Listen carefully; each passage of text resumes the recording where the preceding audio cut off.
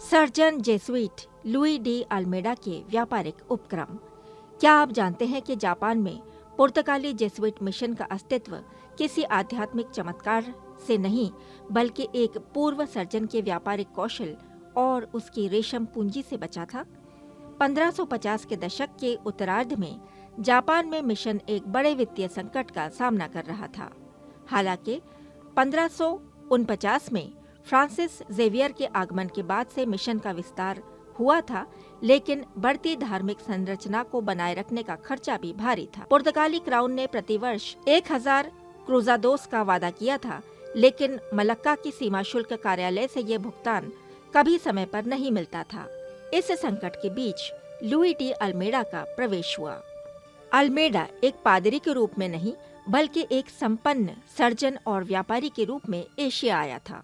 उसने society of Jesus में एक ले ब्रदर के रूप में शामिल होने का फैसला किया, लेकिन उसने केवल गरीबी का व्रत ही नहीं लिया बल्कि अपनी पूरी संपत्ति भी ऑर्डर को सौंप दी। ये कोई साधारण दान नहीं था। अल्मेडा की पूंजी को तुरंत चीन से जापान के रेशम व्यापार में निवेश कर दिया गया। इस निवेश ने सुदूर पूर्व में जेसुइट के लिए एक नया रास्ता खोल दिया।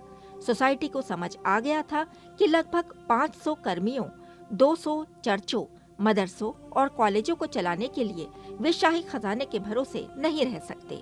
अल्मेडा की संपत्ति का उपयोग करते हुए जेसुइट मकाऊ नागासाकी की व्यापार धुरी में गुप्त लेकिन शक्तिशाली भागीदार बन गए। सर्जन जेसुइट द्वारा प्रदान की गई पूंजी ने इस धार्मिक ऑर्डर को आकर्षक रेशम बदले चांदी विनिमय में भाग लेने की अनुमति दी। हालांकि काउंसिल ऑफ टेंट ने पादरियों के व्यापार करने पर प्रतिबंध लगाया था, लेकिन जेसुइट को विशेष अनुमति मिली क्योंकि यह उनके मिशन को जीवित रखने का एकमात्र तरीका था।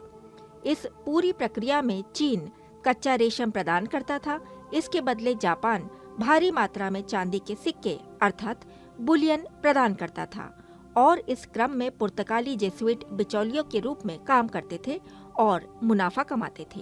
अल्मेडा की विरासत दोहरी थी। एक और उसने जापान में पहला यूरोपीय शैली का अस्पताल और अनाथालय स्थापित किया, जहां उन्होंने बीमारों का इलाज कर उन्हें धर्म परिवर्तन के लिए प्रेरित किया। दूसरी ओर उसके पैसे ने पूरे मिशन को वित्तीय सुरक्षा दी। 16वीं शताब्दी के अंत तक जेसुइट मिशन व्यापारिक ताने बाने में इतना गहराई से जुड़ गया था कि उन्हें नागासाकी पर क्षेत्रीय अधिकार तक दे दिए गए थे।